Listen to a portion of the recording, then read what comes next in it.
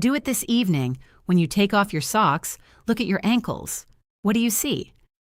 A deep, dented rubber band mark, skin that doesn't return to normal for a few seconds, and a feeling like your legs are made of lead. Most of you are nodding your head right now and saying, "Oh yeah, I've been walking all day, I'm getting old." But I'll tell you, that innocent rubber band mark isn't fatigue. It's the first silent alarm signal from your venous system. Imagine a rushing mountain stream. The water flows quickly, clean, oxygenated. No silt, no sediment settles to the bottom because the current washes everything away. This is what a healthy person's blood looks like. Now imagine that river turning into a stagnant swamp. The flow slows, and then everything begins to sink to the bottom. Blood cells stick together. Fibrin builds up on the vessel walls. Are you sleeping? The swelling has disappeared. The water from the tissues has returned to the vascular bed, but the blood itself, that viscous fluid, remains thick. You've removed the symptom, the swelling, but left the cause, the stickiness. And now the most important thing, which I'm starting today's episode with, the most popular myth about thick blood, which is literally killing people. You hear it everywhere. Drink water. Water thins the blood. Use logical thinking. Our body isn't a bucket into which the more you pour, the more it thins. It's a complex biochemical laboratory. If your electrolyte balance is disturbed, if your vascular walls are leaky, the water you drink by the liters doesn't enter the bloodstream. It goes straight to the tissues. You drink water to protect yourself from clots, and you end up with even more swelling. Your blood becomes thick like tomato paste, and your legs turn into pillows. Thick blood isn't a lack of water. It's an excess of glue. Platelets and red blood cells, which should repel each other like magnets, stick together in clusters, and this clot floats through your vessels. Snort.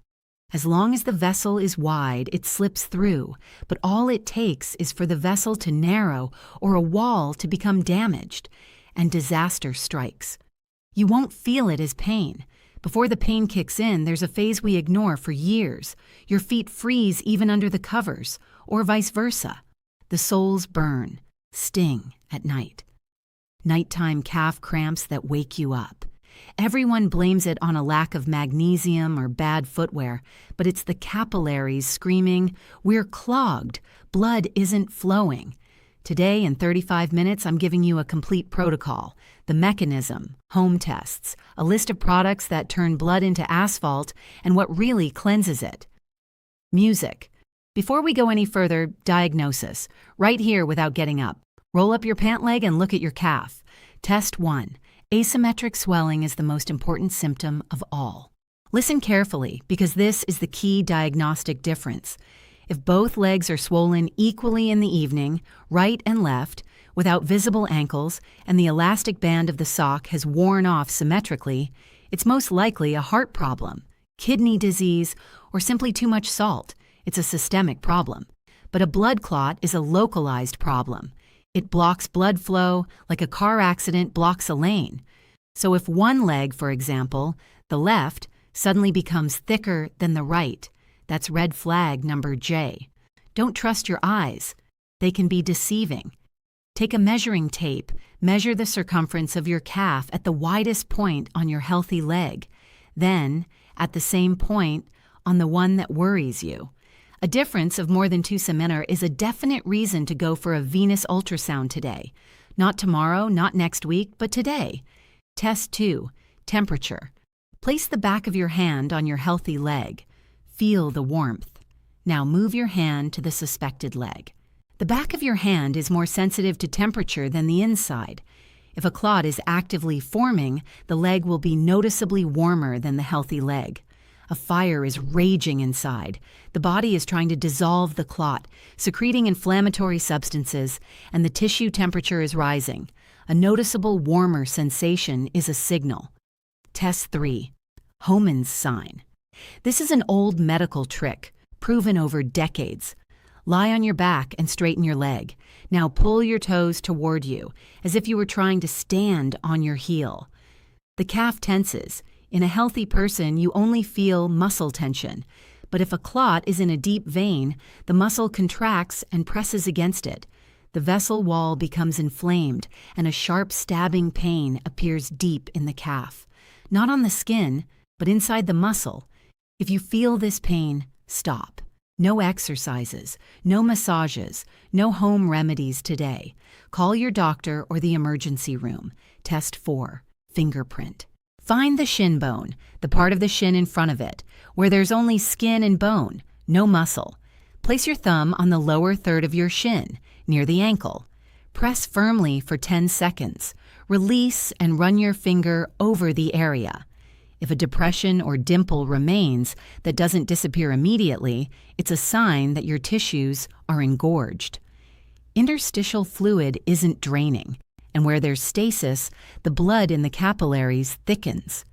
This is the perfect environment for microclots. If you had positive results with the Homan's test and an asymmetric swelling, see a doctor immediately. The rest of this material is for you, but first, rule out an acute clot with an ultrasound. Now, for those who don't have an acute alarm but are anxious, have swelling in the evenings, or that constant heaviness, let's move on. Music. Forget complicated terms. The mechanism of thrombosis is as simple as a three-legged stool. In medicine, we call this Virchow's triad. If all three legs are present, a clot is guaranteed. Just take one and you're safe. First leg, damage to the vessel wall. Imagine the inner wall of the vessel as a Teflon coating on a frying pan. Blood should slide across it, not stopping. But with age, this Teflon gets scratched. By what? High blood sugar. It acts like sandpaper in blood vessels. The pressure that hits the walls with every heartbeat, like a hydraulic hammer. Cigarette smoking, and beware, excess homocysteine. More on that in a moment because it's a hidden enemy few people know about. When a crack appears in the Teflon, the body tries to patch it up. It sends platelets there like road workers. And that's the starting point for a clot. Second leg, slowing the flow. If cars on the highway are speeding at 130 km/h, they won't stop to chat with the workers. The current washes everything away, but if the flow slows, we sit in a chair for 8 hours, lie down for long periods, or drive a car, the blood begins to stagnate. Vortices form in the pockets of the venous valves, and it is precisely in these stagnant spaces that clots form. The third leg, the composition of blood or its density. And this is the crux of today's entire episode. If we add thick, viscous blood, overloaded with clotting factors, to the slowly flowing blood in a damaged vessel wall, disaster is mathematically inevitable. And now listen up, because here's a secret that no one will tell you during a 5-minute visit to the clinic. Do you believe that thick blood is a problem with the blood itself or the heart? The mistake is the gray cardinal, the one organ that manages the composition of your blood 24 hours a day. It produces proteins that either force the blood to clot, saving you from bleeding, or dissolve clots, protecting you from stroke. It's your liver. Yes, the liver determines whether your blood will flow like a mountain stream or stagnate like a swamp. The liver produces bile. And here begins the physiology that many primary care physicians are unaware of. Bile is a natural detergent, like dishwashing liquid, that dissolves fat. If bile is fluid in fluid, it effectively breaks down dietary fats, and they are absorbed into the blood in their proper form. But if you have bile stasis, dyskinesia, biliary tract obstruction, a bent gallbladder, or simply don't exercise much and eat often, bile thickens. Fats aren't digested. They enter the bloodstream as large, viscous molecules. The blood literally becomes greasy and viscous. In medicine, this is called lipemic blood. Laboratory technicians hate such blood. It quickly clogs analyzer needles.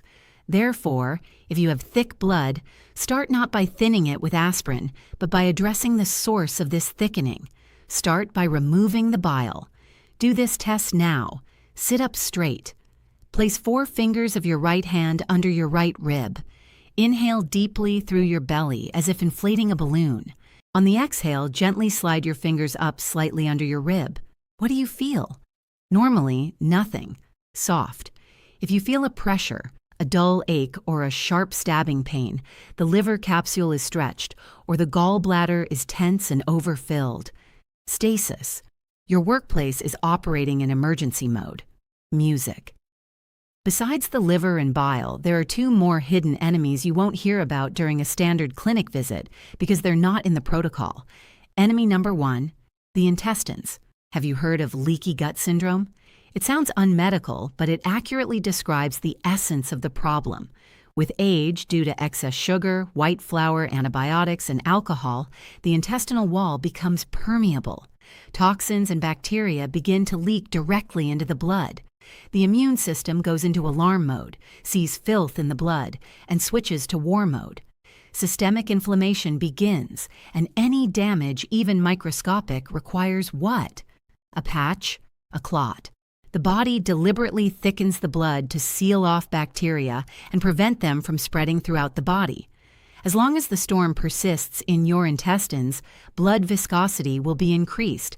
It's a law of nature. Therefore, if you experience bloating, heaviness after eating, or irregular stools, your immune system is busy repairing the internal barrier and promoting the formation of blood clots in your legs. Increased blood viscosity is an inevitable consequence. Enemy number 2, homocysteine. Anyone over 50 should be familiar with this word. Homocysteine is an amino acid, a byproduct of protein metabolism. If you're deficient in B vitamins, especially B12, B6, and folic acid, homocysteine accumulates and acts on your vessels like sandpaper. It literally rips away the protective coating of veins and arteries from the inside. The vessel becomes rough, and platelets immediately adhere to the rough surface. That's why patients come to me with perfect cholesterol levels but veins full of clots, because no one thought to check their homocysteine. A level above 10 to 15 micromoles per liter is pure clotting enzyme activity. Check it. If it's high, no blood thinners will help until you correct your B vitamin deficiency. Pharmacies in Poland have supplements with B12, B6, and folic acid. Popular kits include Neurovita or Milgama, available over the counter. And now you understand the paradox. You go to the doctor, they perform a coagulation test, check your clotting time in a test tube, but the test tube doesn't take into account the condition of your liver and bile, intestinal inflammation, or the homocysteine level, which is causing the veins to swell. You get a report of normal, go out, trip, and develop a clot because your entire system was borderline, and the tests didn't detect it. One important thing about a coagulation test: INR, fibrinogen, and prothrombin time are static indicators. They measure the situation in a test tube, but in your body, blood flows through living tubes. Blood viscosity and rheology are dynamic indicators. In the morning, it might be liquid, but after a cup of sweet coffee or under intense stress, it immediately becomes thick. Stress is a different story. When the adrenal glands secrete cortisol and adrenaline, the liver rapidly releases fibrinogen and clotting factors into the blood. The body prepares for a wound. Evolution. The problem is, today we're not being attacked by lions. We're attacked by bills, news, family problems. We're stressed, but there are no wounds. The blood is thick and ready to clot, and we sit still. Perfect conditions for a clot. Music. Now, the most important part for those who think they're doing everything right. Here are 4 categories you have at home and eat for health, yet they sabotage your blood. Trap 1. Vitamin K in excess. Note, I'm speaking exclusively to people taking blood thinners. Warfarin, acenocumarol, WZHF, or newer NOx like rivaroxaban, Xarelto, or apixaban Eliquis. Vitamin K is your body's main tool for stopping bleeding. It activates fibrin, the mucous membrane that forms a clot. If you take a pill that blocks clotting and then half an hour later you consume a vitamin K concentrate, you're simultaneously pressing the gas and brake. Nature wins and clotting increases. What's the point? Sauerkraut. eaten by the bucketful, spinach, broccoli, kale, parsley in large quantities, and nettle. These are excellent vegetables, but not in the form of concentrated green juices, not as liter-long smoothies, not as huge daily portions if you're taking anticoagulants. Small portions with meals are fine. Consistent portions are key with warfarin. Herbs, yarrow, nettle, corn, clot-producing herbs. Poisonous with thrombosis. Trap number 2, sugar and glycation. Imagine a fresh, elastic apricot, soft, juicy skin. Now, imagine a candied apricot cooked in sugar syrup and dried. Hard, brittle, sticky. The same thing happens to your vessels and blood cells with high blood sugar. This process is glycation. Glucose literally corrodes the proteins that make up the vessel walls. The elastic vein turns into a fragile glass tube. It loses its ability to dilate and constrict. It bursts from the inside. And where there's a burst, there's a clot, remember? Furthermore, the heated red blood cells become sticky, sticking together like clusters of candy in a jar. If you have thick blood, your glucose levels must be perfect. No tea with sugar for brain function. Sugar causes chronic inflammation. Inflammation is swelling of the vessel wall. Swelling is narrowing of the lumen. Narrowing is stasis. Stasis is a clot. The chain closes. Trap 3. The great illusion of hydration. Grandmas come to me and say, "Doctor, I drink a lot. 3 teas in the morning, coffee with milk at noon, and a diuretic herbal infusion in the evening to prevent swelling." Tea, coffee, infusions, and fruit juices are not water. They are food or medicine for the body. What's more, caffeine and many herbs, birch leaf, bearberry, and horsetail have a diuretic effect. This means I drank 200 ml of coffee, and to expel the caffeine breakdown products, the body expels 250 ml of urine. You end up with a negative result. You think you've had a drink, but you've drained the plasma. The liquid part of the blood is removed, and the cellular elements remain. Blood thickening increases, and with it, the hematocrit. The heart is struggling to push through it. This is especially dangerous in summer and winter with the dry air from the central heating. Rule: if you've had coffee, you must replenish it with a glass of clean water. Forget about herbal infusions. Diuretics for swelling without a doctor's prescription. It will drive out the water, but the clot will come faster than expected. Trap number 4, cross your legs. Now check how you sit. Cross your legs, one leg crossed over the other, one leg tucked under you. It's an elegant position, but for a phlebologist, a vein specialist, it's a suicidal position. The largest arteries run through the popliteal cavity, the popliteal vein, and the artery. When you cross your legs, you compress these tubes completely. Blood from below cannot flow upwards. It encounters a barrier. The pressure in the veins of the lower legs increases rapidly. The valves bend. Blood from above cannot flow normally downwards. This creates a perfect barrier for a clot. Just sit like this for 20 to 30 minutes, as you tend to have thick blood, and the process begins. Break this habit. Place your feet flat on the floor. Even better, under your desk. Get yourself a small box or shoebox. Let knees will be slightly higher than hips. This physiologically relieves the pressure on the veins. Music. We've removed the causes of blood thickening, eliminated sugar, learned to drink water instead of coffee, and sat up straight. We've stopped cementing the vessels. That's half the battle. But what to do with what's already floating in the blood? With fibrin threads that have begun to intertwine into a web. You can take medications, but they have side effects: gastritis, ulcers, risk of bleeding. But you can trigger a natural cleansing process. The body has a beautiful system called fibrinolysis.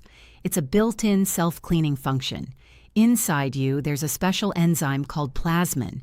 It can find a clot, settle on it, and dissolve in layers like sugar in tea without damaging the vessel walls. The problem is, after 60, plasmin production decreases, the system goes to sleep, and the body can't keep up with cleaning the vascular bed. Kinase is responsible for this. How can we awaken this system? There's one substance the Japanese have known about for hundreds of years, nattokinase, an enzyme obtained from fermented soybeans. A traditional Japanese dish called natokina act as fibrin-cutting knives, 4 times stronger than the human body's own plasmin. It doesn't simply thin the blood, it literally digests and dissolves fibrin, leaving healthy vessel walls intact. In Poland, natokina is available in capsules without a prescription. For example, Dr. Life Natokina 2000 is available at Dawes Planson Natokina online pharmacies for around 35 to 45 PLN for 30 capsules, or Aleen's for tokinase NSK- at scaleepilines.pl. Important note, if you are taking warfarin, acenicomarol, rivaroxaban, or apixaban, do not combine them without consulting your doctor. This kinase enhances their effects and can increase the risk of bleeding. Garlic, a natural antiplatelet agent. Many people swallow its clove whole like a pill. Useless. The main ingredient in garlic, allicin, is a powerful antiplatelet agent. It prevents platelets from forming. Stick together. But allicin doesn't exist in the whole clove. It's only formed when you break the garlic cells and they come into contact with oxygen. My method: crush the clove with a knife or garlic press, place it on a board, and let it sit for 10 to 15 minutes. Only then will the reaction occur, and the garlic becomes medicine. Then you can add it to a cooling soup, salad, or anywhere, but it needs to breathe. 1 clove a day prepared this way creates a concentration of substances in the blood that make the blood slippery for clots. Oily fish and omega-3. Imagine red blood cells, erythrocytes. Normally, they should be flexible like rubber balls and slippery like soapy ones. They have to squeeze through the thinnest capillaries. If the erythrocyte membrane is stiff due to trans fats from margarine or repeatedly used fried oil, the cell gets stuck. Fatty acids, omega-3 from mackerel, herring, salmon, or capsules make the cell membrane soft and fluid. Blood viscosity decreases, red blood cells stop sticking together, and clots have nothing to cling to. Eating oily fish twice a week is the basis of healthy blood vessels. In Poland, we have excellent and inexpensive options: smoked mackerel, herring in oil, canned sardines. If you don't eat fish, omega-3 capsules are available at the pharmacy without a prescription. Warm water with lemon or apple cider vinegar. Blood cells have a negative electrical charge. They should repel each other like the poles of a magnet with the same sign. When we eat a lot of sweet and floury foods, the charge decreases. An effect called propotential decreases and cells stick together. Organic acids, citric acid from lemon or acetic acid from apple cider vinegar, paradoxically help restore this charge. A glass of warm water with a teaspoon of natural apple cider vinegar in the morning, if there is no reflux or ulcers, or with a slice of lemon, it changes the electrical potential of the blood. Cells begin to naturally repel each other again. Sauerkraut, a cheap probiotic bomb. Remember? Inflamed intestines send an inflammatory signal to the blood, which thickens the blood. Sauerkraut without vinegar, without sugar, just cabbage, carrots, and salt, contains 1 billion live lactic acid bacteria in 1 bite. But beware of the trap. In most Polish supermarkets, jars of sauerkraut are filled with vinegar and sugar. Vinegar instantly accelerates production, but kills live bacteria. Check the ingredients. There can be no acetic acid or sugar, only natural lactic acid fermentation. 3 or 4 spoonfuls with dinner, and these billions of bacteria land in the intestines, displace pathogenic flora, rebuild the mucosa, and relieve inflammation. The blood loses its reason for being thick. Music. I'm giving you a specific daily plan now. I personally use it every day. It takes a total of 15 minutes, but the effect is better than expensive ointments and compresses. In the morning, system activation, the most dangerous time for clots. Early morning, 4 to 8. Blood is thickest after a night's sleep. The body is dehydrated. Most strokes and heart attacks happen when someone jumps out of bed suddenly, when the alarm goes off and runs to make coffee. It's a colossal hydraulic shock to the vessels. My rule is don't jump. I wake up, Open my eyes, stretch. Lying down, I rotate my feet 10 times to the right, 10 to the left. I do a 30-second bicycle with my legs in the air.